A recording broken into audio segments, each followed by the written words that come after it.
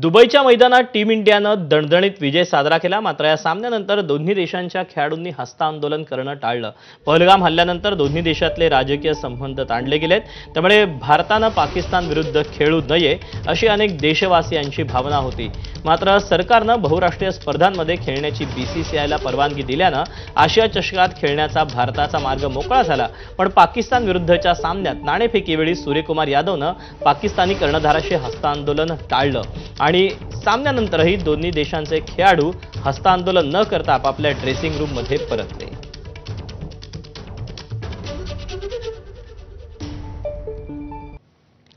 दरम्यान याच पार्श्वभूमीवर कर्णधार सूर्यकुमार यादव याचं एक मोठं वक्तव्य हाती येत आहे।